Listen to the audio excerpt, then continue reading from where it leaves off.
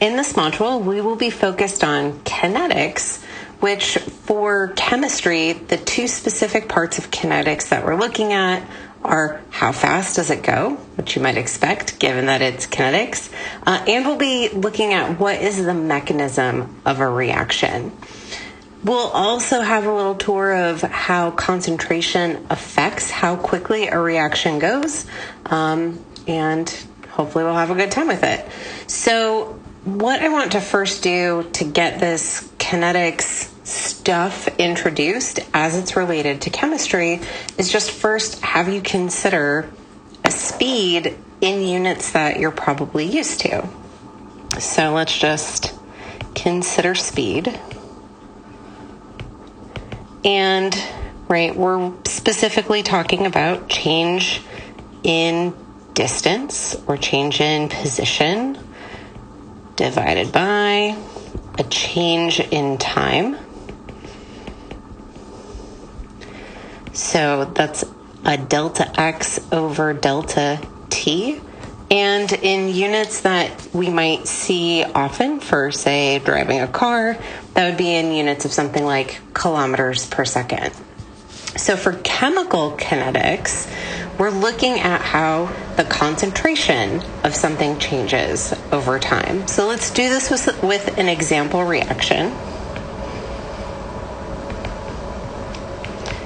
And our example reaction is H2 gas plus I2 gas turning into 2HI gas.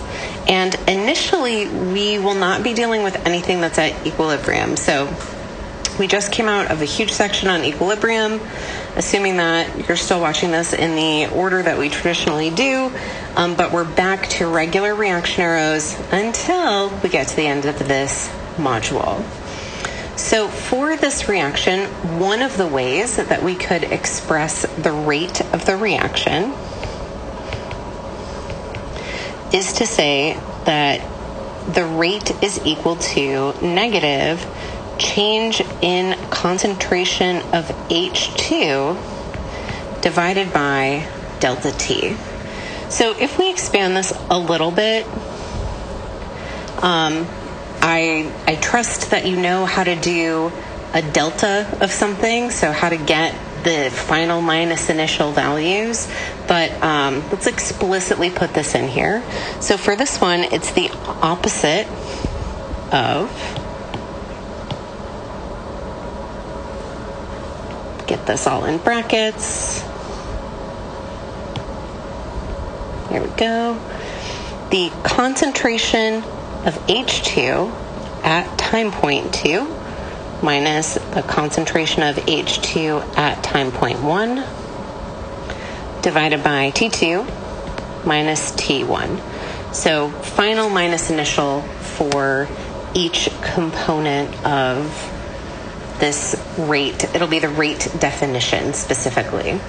Now, you might be wondering about the negative sign. So H2 is one of our reactants, and as we go through a reaction, our final concentration should be lower than our initial concentration because it was a reactant. So if we do concentration 2 minus concentration 1, we get a negative value because the concentration went down. We put a negative sign in for any reactants to make sure that the rate of reaction is always positive.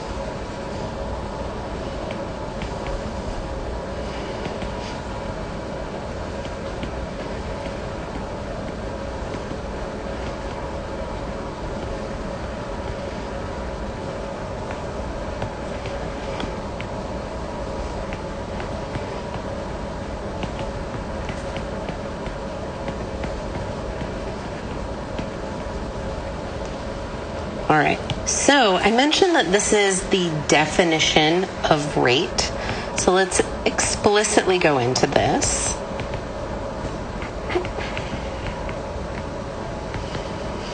So we use this to determine the rate at a specific time if you know the concentration.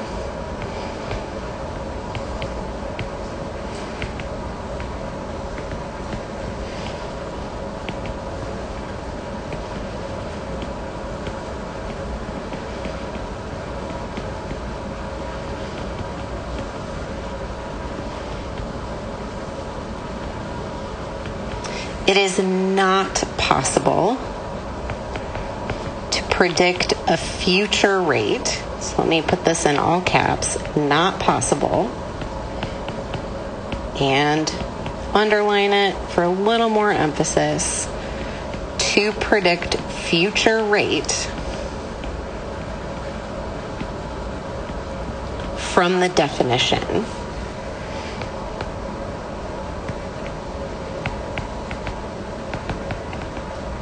All right, we need much more information about the reaction, and it's some stuff that we're going to look at in a later video.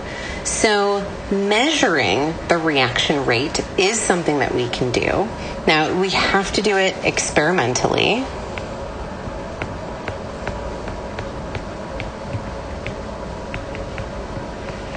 And you'll hear me say this many times throughout this module.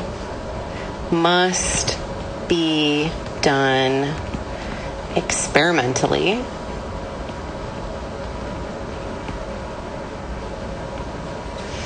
And one of the most common ways is using spectroscopy. So let's take a look at our example reaction again.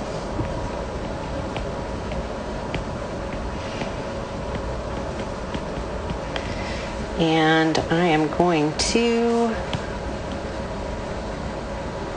just copy and paste this. I know you can't see me moving stuff around, but here we go.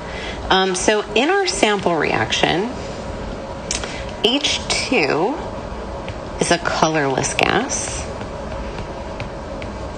and HI is a colorless gas. And I2 is violet.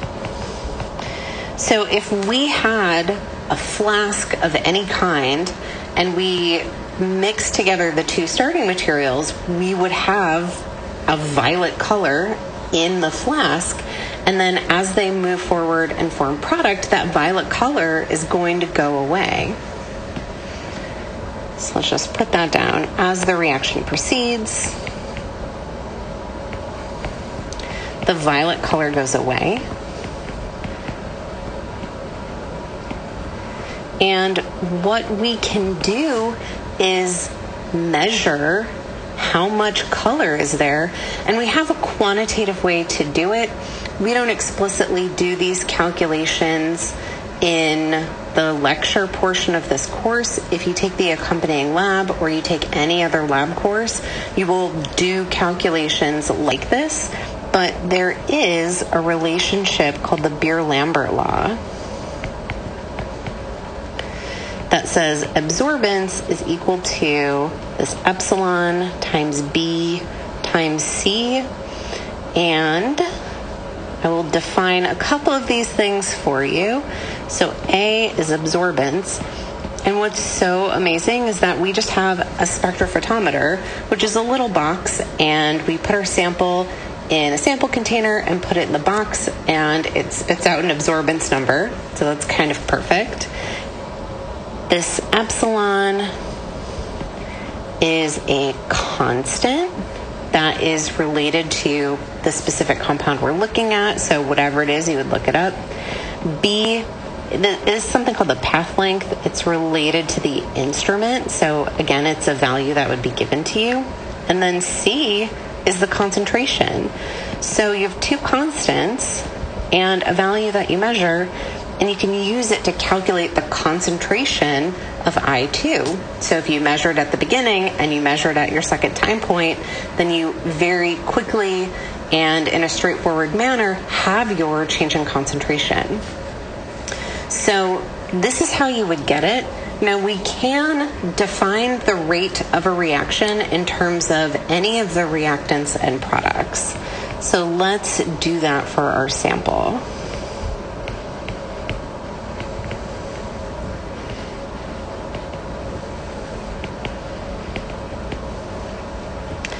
So if we did it for I2, we would say that the rate is equal to negative delta concentration of I2 divided by delta T. And hopefully the negative doesn't surprise you since it was also a reactant. For the HI, it's a product, so it'll be positive. You don't necessarily need to write the plus sign. I kind of have it here for emphasis. And we'll have a delta HI over delta T, but we add one more thing. So in H2 and I2, the coefficient was 1. In HI, the coefficient is 2, so we put a 1 over 2 in front of it. And the reason that we do this in the same color, this 1 over 2 in front of the HI, it ensures that the value of the rate is always the same regardless of which component you use to define it.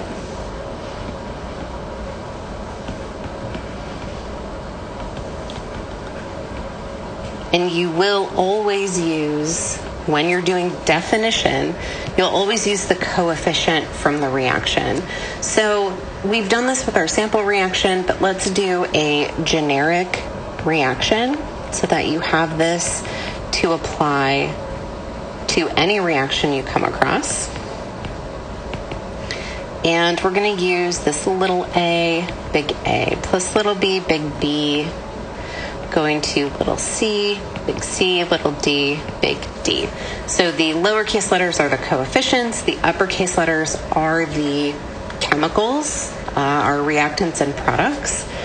So if we want to define this in terms of the reactant A, the rate is equal to negative, because it's a reactant, 1 over little a, delta concentration of big A over delta T. For B, which is also a reactant, it's negative 1 over little b, delta concentration of B over delta T. And then for our two products, it's positive. You don't have to write that plus sign. Again, this is just to remind you.